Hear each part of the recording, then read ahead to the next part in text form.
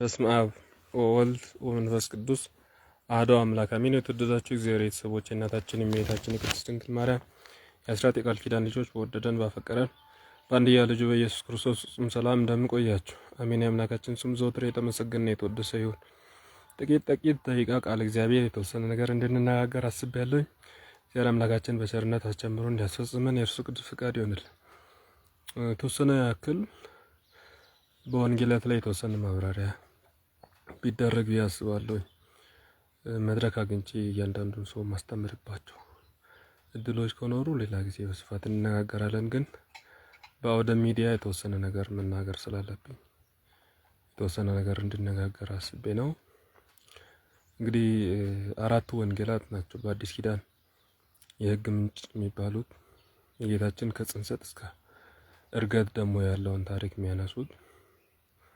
ከዛ በኋላ ያለውን ቅዱስ ሉቃስ በሐዋርያት ሥራ ላይ መንፈስ ቅዱስ ለ12 ሐዋርያት አንድ ላይ ተሰብስቦ እየጸለዩ ያሉ 11 ሐዋርያት እመቤታችን በማዕከል አድርጎ መንፈስ ቅዱስ እንዳወረደና ከዛ በኋላ የመንፈስ ቅዱስ ተግባር ደግሞ ሐዋርያትን አነሳስቶ ወንጌል እንዲያስተምሩ እንደረዳቸው በሐዋርያት ሥራ ላይ እናገኛለን። በዋነኝነት ግን የሕግ ምንጭ የሚባሉት የሕግ መሰረት የሚባሉት የጌታችንን አብዛኛውን ታሪክ የሕይወቱን ታሪክ ጠቅሰዋል።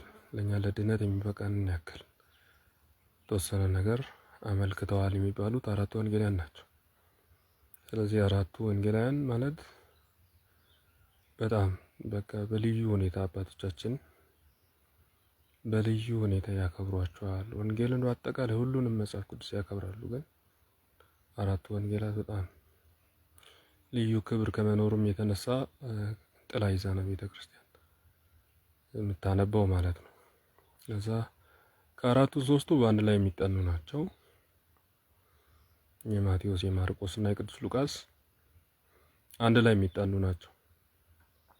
ዮሐንስ ደግሞ ከይዘት አንጻር ከያዘው ቁም ነገር አንጻር ለብቻው የሚጠና ነው። ቅዱስ ማቴዎስ፣ ማርቆስ እና ሉቃስ አንድ ላይ መጠናታቸው ተመሳሳይ ታሪክ ብዙ ጊዜ የሚተርኩ ስለሆነ ተመሳሳይ ነገር አብዛኛውን ጊዜ የተናገሩ ስለሆነ አንድ ላይ ይጠኑና የቅዱስ ዮሐንስ ደግሞ በልዩ ሁኔታ ከነገረ መለኮት ከያዘው አንጻር እንግዲህ ቤተክርስቲያን ቴዎሎጂያን ነው ወይንም ነገረ መለኮትን የተናገሩ የሚባል ሁለት ናቸው። አንደኛው ቅዱስ ዮሐንስ ነው እና ጎርጎርዮስ ይላሉ ቤተክርስቲያን አባቶች። ሌላው ቴዎሎጂያን ሊባል አይቻልም። ነገረ መለኮትን በጥልቀት የተናገረ ሊባል የሚችል ቴዎሎጂ ስለተመረቀ የሚሰጥ ጸጋ አይደለም፣ ስም አይደለም፣ ማዕረግ አይደለም ይላሉ ቤተክርስቲያን አባቶች። እና አራቱ ወንጌላውያን ከገነት ይላሉ። እንግዲህ ከገነት ኦሪት ዘፍጥረት ላይ ዕፀ ሕይወት አለች። ከዕፀ ሕይወት ስር አራት ወንዞች ይፈልቃሉ ይላል። አራት ወንዞች ይፈልቃሉ። አንደኛው ወንዝ የሚፈልቀው ዘይትን ነው። አንደኛው ወይንን ነው። አንደኛው ማርን ነው። አንደኛው ወተትን ነው ይላሉ። እንግዲህ እነዚህ ሁሉ ምሳሌዎች ናቸው። ዘይት የዛገውን እንደሚያጠራ አራቱም ወንጌል በኃጢአት የዛግነውን እኛን ያጠራሉና ወይን ቁስልን እንደሚፈውስ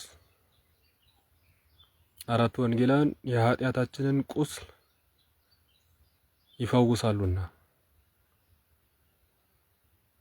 ማር እንደሚጣፍጥ የእግዚአብሔር ቃል ደግሞ ይጣፍጣል። ቅዱስ ዳዊት እንደተናገረው ለጉሮሮዬ ከማርና ከወተት ይልቅ ለጉሮሮዬ ጣፈጠኝ። ወተት እንደሚያሳድግ እነዚህ አራቱ ወንጌላውያን ያሳድጋሉና ብሎ አባቶቻችን በትርጓሜ ያስቀምጡታል። አራት ወንዝ የተባሉ ዘይት፣ ወይን፣ ወተትና ማር በእነዚህ በአራቱ ወንጌላውያን የሚመስሉ ከአንድ ከገነት ዕፀ ሕይወት ማለት ከክርስቶስ ከመስቀሉ ስር የወረዱ ከክርስቶስ የክርስቶስን ነገር የሚናገሩ የዛገ ኃጢአትን የቆሰለ ኃጢአትን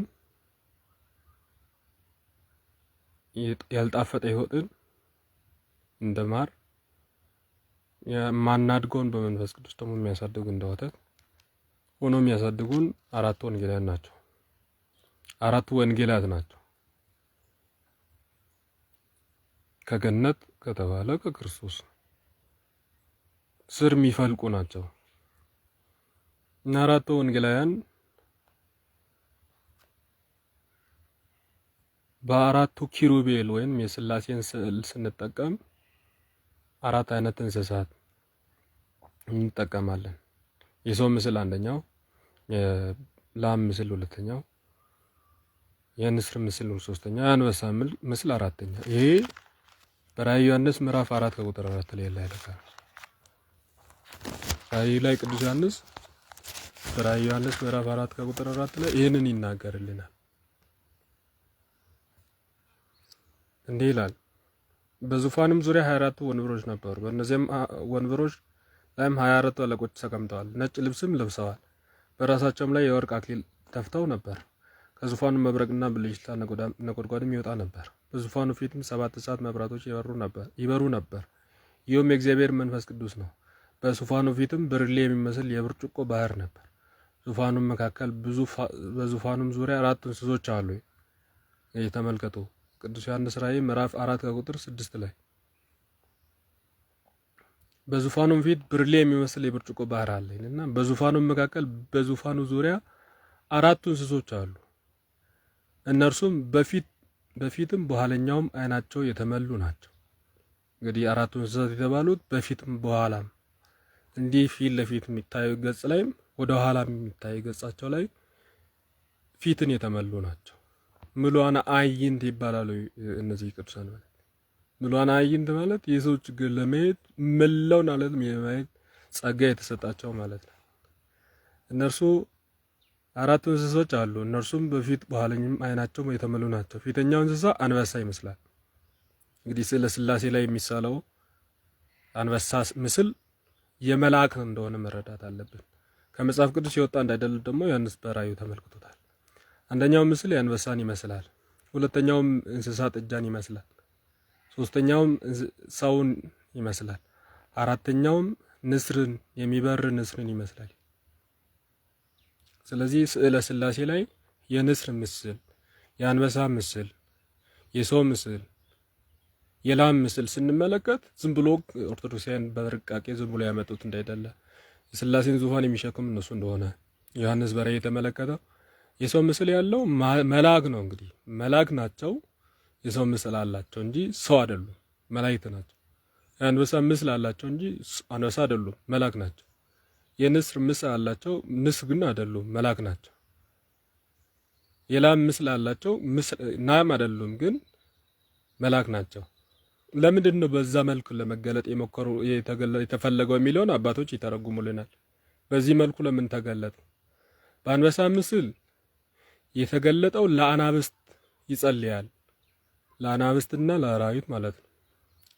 የላም ምስል ያለው መልአክ ለእንስሳት ይጸልያል፣ ለሚባሉ እንስሳት ማለት ነው።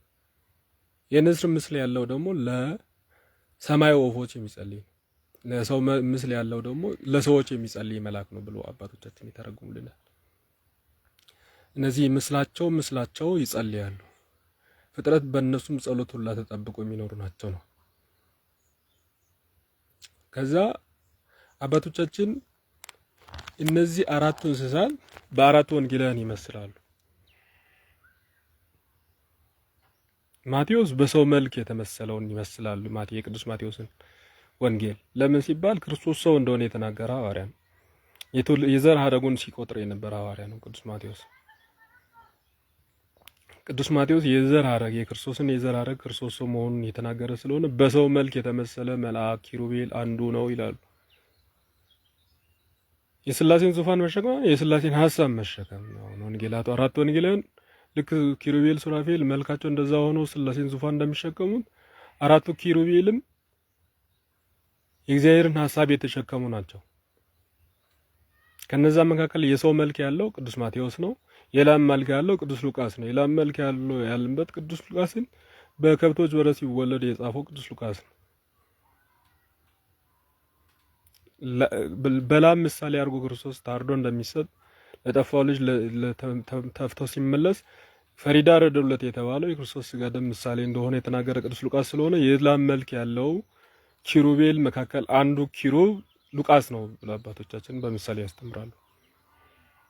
የንስር መልክ ያለው ደግሞ ዮሐንስ ነው። ቅድም እንዳልኳቸው ቴዎሎጂካዊ ነገሮቹን በጣም በጥልቀት የጻፈ ስለሆነ ንስር በሰማይ ሆና በምድር በባህር ታች መጨረሻው ላይ ያለችውን በጣም ጥቂቷን ስጋ መመልከት የሚችልበት ኃይል አቅም ስላላት ንስር ልክ እንደዛው ቅዱስ ዮሐንስ በጣም የረቀቀውን በጣም መታየት ማይችለውን ይህን መለኮትን ነገር የተናገረ በመሆኑ በንስር ይመሰላል። ሌላው የአንበሳ ምስል ደግሞ ማርቆስ ነው። ማርቆስ በአሕዛብ ሀገር ወይንም በግብጽ ያስተማረ ነው። እዛ ደግሞ የሚመለከው ላም ነው። ላም ጥጃ ሰርተው ይሰግዱለታል። ላም ደግሞ የሚሰብራት አንበሳ ነው። ግብፁ ገብቶ ጣዖታትን የሰባበረውን ለመግለጥ ቅዱስ ማርቆስ በአንበሳ ይመስላል። ስለዚህ አራቱ ወንጌላውያን በአራቱ ገነት ከሚፈሱ ወንዞች ይመሰላሉ። በአራቱ ስላሴን ኪሩቤል ዙፋን የሚሸከሙ ኪሩቤል ሱራፌል ይመሰላሉ ብለናል። በጣም ማአት ምሳሌዎች በአራቱ አቅጣጫዎች ምስራቅ፣ ምዕራብ፣ ሰሜን፣ ደቡብ በእነዚህ ይመሰላሉ። በአራቱ የያዕቆብ ሚስቶች ይመሰላሉ አራቱ ወንጌላውያን እና በዚህ መልኩ አራቱ ወንጌላውያን በጥልቀት በብዙ ምሳሌ አባቶቻችን በመቅድም ይሰራላቸዋል ማለት ነው። ከዚህ ቀጥሎ የቅዱስ ማቴዎስ ወንጌልን እንመለከታለን። እንግዲህ ቅዱስ ማቴዎስ ከ12ቱ ሐዋርያት መካከል አንዱ ነው። ከያዕቆብ ከ12ቱ ልጆች መካከል ነገዱ ነገደ ይሳኮር ነው የተጠራበት። ቅዱስ ማቴዎስ ነገዱ ነገደ ይሳኮር ነው። አባቱ ካርቱሲያ ቴዎብስቲያ፣ እናቱና አባቱ ካርቱሲያ እና ቴዎብስቲያ ይባላሉ። ቅዱስ ማቴዎስ የተጠራበት የሥራ መስክ ቀራጭነት ነው። ቀራጭ ማለት ግብር የሚሰበስብ፣ አሁን በዘመኑ ቋንቋ ገቢዎች ባለሙያ ወር አካውንታንት ማለት ይቻላል። ግብር ከሚሰበስብበት ነው። እስራኤላውያን በጣም ሶስት አካላትን በጣም ይጠላሉ። መጀመሪያው ቀራጭ ነው፣ ሁለተኛ ፈሪሳይና ሶስተኛ ዘማ ሰው ይጠላሉ። ቀራጭ የሚጠሉበት ምክንያት እስራኤላውያን በሰዓቱ በሮም ቅኝ ግዛት ውስጥ ነበረችና ቀራጮች የነሱን ብር ሰብስበው ለሮማውያን ነገስታት ስለሚሰጡ በጣም ነው ይጠሏቸው። ሁለተኛ ደግሞ ቀራጮች ግብር ሲሰበስቡ ሙስና ይቀበሉ ነበርና እስራኤላውያን በጣም ይጠሏቸው። እንግዲህ ከሚጠላው ስራ ዘርፍ የተመረጠ የጌታ ሐዋርያ ይሆን ዘንድ ከምቾት የጠራ እንደማለት ይቻላል። ሳንቲም ስለሚያገኝ ማለት ሙስና ከተጨመላለቀ ህይወት ወጥቶ እንደ ማቴዎስ ወንጌላዊ መኮን እንደሚቻል ለኛ ትውልድ ይናገርልናል። ቅዱስ ማቴዎስ ሕያው ምስክር ነው። ማቴዎስ ደግሶ አብልቶ ምንም እንዳይኖር አድርጎ ነው። የቅዱስ ማቴዎስ ወንጌል ምዕራፍ 9 ላይ ራሱ ይናገራል። አንድም ወደ ኋላ ልቡን የሚመልስ ነገር እንዳይኖር አድርጎ ሙሉ በትኖ ደግሶ አብልቶ ነው የጌታችንን ደቀ መዝሙር የሆነው እና ከቀራጭነት የተመረጠ ነው። ዘማንን ይጠላሉ። ዘማይነትን ያመጡት እስራኤላውያን ሳይሆን ሮማውያን ናቸው። እንግዲህ ሮም ኢትዮጵያ ውስጥም ዘማይነት ያመጣችው ሮም ናት። በነገራችን አሁን ሴተኛ ዳሪ፣ አልጋ በርግ ምናምን የሚባሉ ነገሮች የመጡት ከ100 ዓመት በፊት የሌሉ ታሪኮች ናቸው። እነዚህ 1928 ዓመተ ምህረት ላይ ለ5 ዓመት ኢትዮጵያን ሲገዛ የመጡ ነገሮች ናቸው። ሴተኛ ዳሪነት፣ ዝሙት እነዚህ እስራኤላውያን ላይም በዛው ልክ ዝሙት እንዲተዳደሩ የሚያደርጓቸው ሮማውያን ናቸውና ዘማያንን እጅግ በጣም ነው የሚጸየፉት። ለዛ ነው ጌታችን እግሩ ላይ ወርቃ ዘማይታ ማርያም እግሯ ላይ ወርቃ እንባ ስታሸው እቺ ማን እንደሆነች ቢያቅ አያቀርባትም ነበር የሚሉ ነበር። ፈሪሳውያን የሚባሉት ደግሞ ከእስራኤላውያን የወጡ አጋጣሚ ሆነው ባቢሎን ምርኮ ላይ እያሉ ከባቢሎናውያን ጋር በጋብቻ የተጣመሩ ከዛ እንውጣ እግዚአብሔር ውጡ ብሎናል ብሎ ሲባል ጋብቻችን እናንተ ጋብኛችን ካልተዋችሁ ከኛ ጋር አልተመጡ አትችሉም ብሎ ጥሏቸው ወጡ። እነሱ ከኛ ቤተሰብ የኛ ሕዝብ ከወጣ በኋላማ ባቢሎናውያን እንዴት ይዙናል ብሎ ደግሞ እንዴት ሊያደርጉን ነው ብሎ ባለቤቶቻቸውን ይዘው ሲመጡ እስራኤላውያን ከነ ባለቤቶቻቸው አትገቡ፣ ባቢሎናውያን ሴቶች ፍቷቸው አሉ። እነሱ አንፈታም አሉ። ወደ ኋላ እንዳይመለሱ ባሊያን አላስገባሉ። በመሃል ላይ ቁጭ አሉ። ሳምር ብሎ በሚባል ቦታ ሰመርና አለ ዛቲ ይችን ቦታ መረጥናት እንደማለት እና ሳምራውያን ከእስራኤላውያን ጋር በጣም እንደማይግባቡ ዮሐንስ ወንጌል ምዕራፍ 4 ላይ ሳምራዊቷ ሴት አንተ አይሁዳዊ ስትሆን ብላ ተናግራልናል።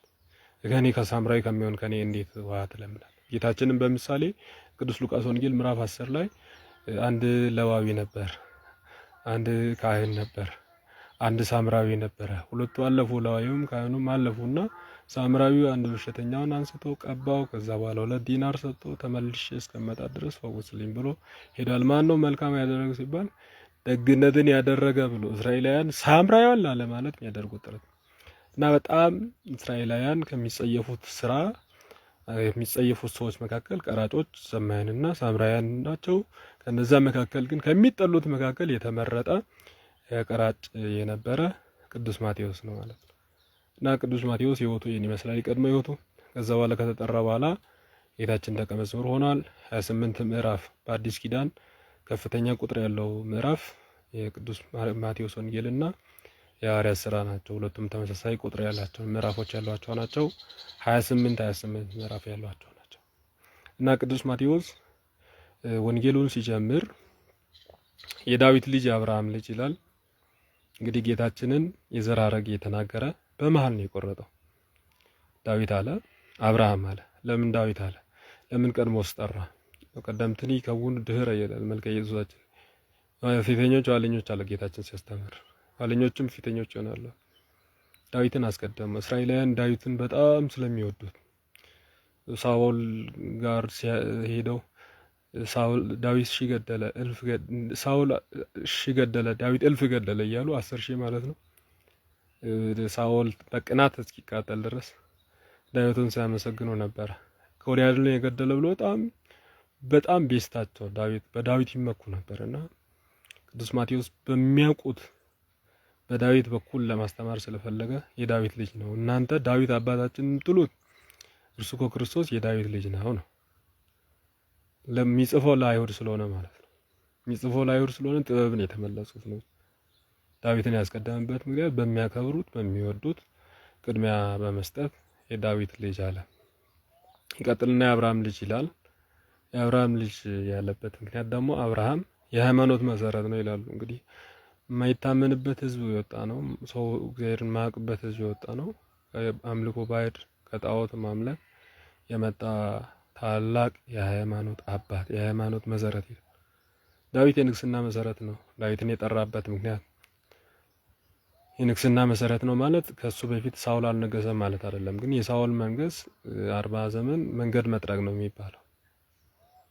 ዳዊት ነው እግዚአብሔር ለዙፋን መርጦ የሾመው። ከዛ በፊት ግን መንገድ መጥረግ ስራ ሰርቷል ሳውል።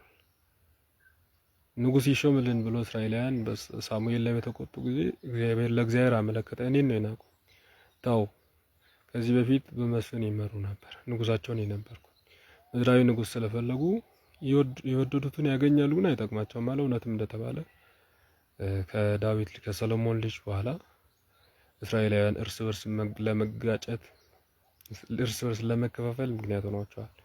የሰውን ንጉስ መሆን ማለት ነው። ግን ንግስና የመረጠው እግዚአብሔር ዳዊትን ነው። የንግስና መሰረት ዳዊት ስለሆነ የዳዊት ልጅ አለ። አብርሃም የሃይማኖት መሰረት ስለሆነ የአብርሃም ልጅ አለ። አብርሃም የትህትናም የምግባርም የመልካም ስራም ሁሉ አባት ስለሆነ አብርሃም ልጅ አለ። የምግባር ቅመም ይሉታል አባቶቻችን አብርሃምን። ኢሳይያስን አባታችሁን አብርሃምን ወደ ወለደቻችሁ ወደ ሳራም ተመልከቱ።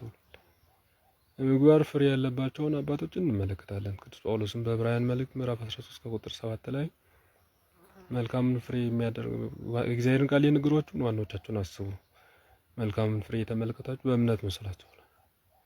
ስለዚህ ማስተማሪያ ወይ የክርስቶስ የዘር ሐረጉን ለመናገር ሲፈልግ ዋኖች የሚባሉ አባቶችን ጠራ። ዳዊትን ጠራ፣ እስራኤልን የሚመካው ነበረ። አብርሃምን ጠራ፣ እስራኤላውያን አባት ዳዊት አለ አባት አብርሃም አለን እያሉ በጣም ከሚታመኑባቸው ለአብርሃም ምክንያቱም እግዚአብሔር ቃል ኪዳን የገባለት ዘር ስለሆነ ማለት በዘርህ የተባረኩ ሁሉም የአሕዛብ ነገድ ሁሉ በዘር ይባረካሉ ብሎ እግዚአብሔር ለአብርሃም ቃል ኪዳን የሰጠውን ስለሚያስቡ ከነዓንን ለአብርሃም የርስት ቦታ አድርጎ እንደሰጠ ስለሚያስቡ ከነዓን እዛው ቦታቸው ስለሆነ አብርሃምን ዳዊትን ጠራና ይቀጥላል ማለት ነው። አብርሃም ይስሐቅን ወለደ ይላል። ይስሐቅ ብቻ አይደለም አብርሃም የወለደው ከኬጡራ 6 ልጆች ከዛ በፊት ከአጋር 1 ልጅ ይወልዳል። ግን ይስሐቅ የተስፋው ዘር ነው። እግዚአብሔር ለአብርሃም የተስፋ ዘር አድርጎ የሰጠው ትወልዳለህ ብሎ ተስፋ የተሰጠለት የይስሐቅ በኩል ነው እና ቅዱስ ማቴዎስ መርጠው የኬጡራን ልጆችንም ወይም አጋርን ልጅ እስማኤልን ሳይሆን ይስሐቅን ይጠራል። ይስሐቅ እስከ ሞት ድረስ የታመነ ስለሆነ የክርስቶስ የዘር ሀገረ ጉስ ገብቷል። ታዛዦችን ተመልከቱ። እስከ ሞት የታመነ ነው። ግደለኝ አባቴ ብሏል። እግዚአብሔር መስዋዕት ሆኜ እቀርባለሁ አትሳሳ አለ። ፊትን ደፍተህ ሰዋኛል። ለዛ ይስሐቅ ተመረጠ ማለት ነው። ቅዱስ ማቴዎስ ወንጌሉን ሲጽፍ ይስሐቅን ያነሳል። ይስሐቅና ጌታችን በጣም በብዙ መልኩ ይመሳሰላሉ። ይስሐቅ ቀድሞ ስም ወጣለት፣ ጌታችን ቀድሞ ስም ወጣለት። ይስሐቅ ተስፋ ተደርጎ ተወለደ፣ ጌታችን ተስፋ ተደርጎ ተወለደ። ይስሐቅ በታምራዊ መልኩ ነው የተወለደው፣ ጌታችን በታምራዊ መልኩ ነው። ይስሐቅ ከሞተ ማህፀን ነው የተወለደው፣ ጌታችንም ከድንግል ማህፀን ነው የተወለደው እና ይስሐቅ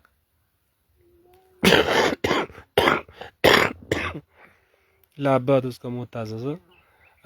እግዚአብሔር ክርስቶስም እስከ ሞት ድረስ ታዘዘ።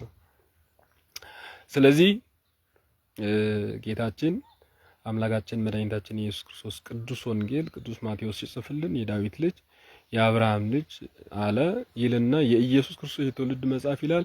የትውልዱ ቁጥር ይሄ ነው ማለት ነው። ጌታችን የተወለደበት የትውልድ ቁጥር ይሄ ነው ማለት ነው። መጽሐፍ የሚለው በግዕዙ ቁጥር የሚለውን ይይዛል። ቁጥር የሚለውን ይይዛል። አሁን ዓለሙ በሙሉ ይጻፍ ዘንድ ይላል፣ ይቆጠር ዘንድ ማለት ነው። ከአውጉስጦስ ቄሳር ትእዛዝ ወጣ ይላል ቅዱስ ሉቃስ ወንጌል ምዕራፍ 2። ዓለሙ በሙሉ ይጻፍ ዘንድ ማለት ይቆጠር ዘንድ ነው። ስለዚህ የኢየሱስ ክርስቶስ ትውልድ መጽሐፍ ማለት ነው። የትውልድ ቁጥሩ ይሄ ነው፣ የዘር ሐረጉ ይሄ ነው እና ጌታችን አምላካችን መድኃኒታችን ኢየሱስ ክርስቶስን የዘር ሐረግ ሲናገር የዳዊት ልጅ የአብርሃም ልጅ የኢየሱስ ክርስቶስ የትውልድ መጽሐፍ ይህ ነው ይልና አብርሃም ይስሐቅን ወለደ ብሎ ይቀጥላል ማለት ነው። ይስሐቅም ደግሞ ያዕቆብን ወለደ ይላል። እንግዲህ ያዕቆብን ብቻ አልነበረም ይስሐቅ የወለደው ኤሳውንም ወልዷል። ኤሳው ግን የእግዚአብሔርን ሕግ ማከብር የቤተሰቡ ሕግ የማይመራ እግዚአብሔርን ሕግ አፍርሶ ከአሕዛብ ያገባ ብቻ ሳይሆን 2-3 ያገባ በጣም ያዕቆብም እርግጥ ነው 4 አግብቷል። ግን ያዕቆብ ወዶ ፈልጎ ያደረገው አይደለም። በጣም በብዙ ችግር ውስጥ አልፎ ያዕቆብ 4 አግብቷል። ግን 4ቱንም በማግባት አልተጠቀመም። በጣም ቁም ስቃዩን ነው 135 ዓመት ኖር ያለኝ ጥቂት ናቸው ግን መከራዎች ናቸው ብሏል ለፈርዖን ግብጽ ዮሴፍ መሸጥ ምክንያት ያዕቆብ በሄደ ጊዜ እና ያዕቆብን ወለደ ያለው ያዕቆብ ታናሽ ሆኖ እያለ የእናት ማህፀን የፈታ ነው ታላቅ ኤሳው ነው የፈታው ፈተው የወጣው። በርግጥ ሁለቱም ምንቲያ ቢሆንም ቀድሞ የወጣው እሱ ነው። እናት ማህፀን የፈታ ነው ባይራም የሚባለው ወይም ታላቅ የሚባለው። ያዕቆብ እንደዛ ታላቅ ሳይሆን ኤሳው ውጪ አደን ላይ የሚውል እና አንድ ቀን አደን አልቀና ብሎ ወደ ቤት ሲመለስ ራበው። ስጠኝ አለው። ብኩርናን ስጥልኝ አለው። እሺ ምን ያደርግልኛል ብሎ ብኩርናውን ቀንጥሮ የጣለ ወይ አልፈልገውም በቃ ብሎ በምስር የሸጠ ነው ኤሳው። እግዚአብሔር ኤሳውን አልመረጠውም። ከዛ በኋላ ልመርቅህ የሚወደውን ምግብ ሰርታ አምጣልኝ አለ አባቱ። ይስሐቅ አይኖቹ በሸመገለ በሽምግልና አይኖቹ ከማየት ታውረው ማለት ነው። በዚህን ጊዜ እናቱ ሰማችና ያዕቆብ ልጄ ሆይ አባትህ እንደዚህ ብሎታል፣ ስለዚህ አንተ መመረቅ አለብህ አለችው። እንዲመረቅ ጥሩ አድርጋ ምግብ ሰራች። ከዛ በኋላ እማዬ አንቺ መልካም አስበሻል፣ የእኔ ወንድም ኤሳው ጸጉራም ነው ሰውነቱ፣ ድምጹም ደግሞ የእኔን አይመስልም። ምናልባት ለመልካም ያሰብነው ለእርግማን እንዳይሆን እኔ አዘጋጀዋለሁ ችግር የለውም ማለችና የበጉን አርዳ በጉን ቆዳ አልብሳ ያዕቆብ ጋር ይስሐቅ ጋር እንዲቀርብ ያዕቆብን አስደረገች። ጥሩ አድርጋ የሰራችውን እንዲመርቅ የሰራችውን አበላ። ድምጹን ሳይ ይስሐቅን ትመስላለህ፣ ከድምጹ ውጪ ሰውነትን ሳይ ያዕቆብን ትመስላለህ። ድምጹን ሳይ ኤሳውን ትመስላለህ። ድምጹን ሳይ ያዕቆብን ትመስላለህ፣ ሰውነትን ሳይ ኤሳውን ትመስላለህ። ታላቁን ወንድምህን ግዛ ብሎ በታላቅ በረከት ባረከው። በዚህ መነሻነት ቅዱስ ማቴዎስ ኤሳውን ሳይሆን ያዕቆብን የጌታችን የዘር ሐረግ ውስጥ ያስገባል ማለት ነው። ያዕቆብም ይሁዳንና ወንድሞቹን ወለደ ይላል። እንግዲህ 12 ልጆችን የወለደው ያዕቆብ በአጎቱ በላባ ቤት በአሽከርነት 21 ዓመት ኖሯል። ይህንንም ዓመት ሁሉ የኖረው ምንም አይነት ጥሪት ለራሱ ሳይሰበስብ 21 ዓመት ሙሉ ኖሯል። ከዛ ግን እሱ በጣም በመንገዱ ላይ የገጠመው ነገር ከቤተሰብ ተሰዶ ከወንድሙ ከኤሳው ተሰዶ ሲሄድ አጎቱ ላባ ልጅ ውሃ ለመቅዳት ትመጣለች። ባያት ጊዜ በጣም በቃ ርብቃ ትባላለች። በጣም ነው የወደዳት። ከዛ በኋላ ውሃ በጎች እንድታጠጣ ውሃውን ከፈተላት እና በዚህ መልኩ ያዕቆብ የላባ ቤት ላይ ልጅቱን ሊያገባ ጠየቀ። ላባ ግን ታላቅ እያለ ታናሽ አይሰጥም አለና ታናሽየውን ሰጠ። ታላቅየውን ሰጠ። ታላቅየውን ሳይሆን ታናሹን ነበር የወደደው። ድጋሜ ተገዛልኝና እሷን ትሰጣለህ አለ። ሰጣት፣ ተገዛላት። 7 ዓመት ተጨማሪ ማለት ነው። 14 ዓመት ከተገዛ በኋላ አገኛት፣ ራሔልን አገኛት፣ አገባት። ከራሔል በኋላ ልጅ ሊወልድ ከራሔል አልቻለም፣ ተጨነቀ። ከዛ በኋላ ከሰራተኛ ራሔል እንድትወልድ አስገደደችው ያዕቆብን። ከዛ በኋላ ከራሔል ሰራተኛ ወረደ። ደግሞም ታላቅየውም ሊያ የምትባለዋ ከራሷ ሰራተኛ እንዲወልድ አስገደደችው። ከራሷም ሰራተኛ ወለደ እያለ 12 ልጆችን ወለደ። ከ12 ልጆች መካከል አንዱ ይሁዳ ነው። ያስተማረን የመከረን የገሰጸን የቅዱሳን አምላክ ስሙ ዘወትር የተመሰገነ የተወደሰ ይሁን። እንግዲህ እስካሁን ባለው አብርሃም፣ ይስሐቅ፣ ያዕቆብን አይተናል። ያዕቆብ ደግሞ 12 ልጆች እንደወለደ አይተናል። ቀጣይ ላይ ከያዕቆብ በኋላ ያለውን ታሪክ እናነሳለን። ያስተማረን በድጋሚ ስሙ የተመሰገነ ይሁን። ወስብሐት ለእግዚአብሔር። ሰላም ቆዩልኝ።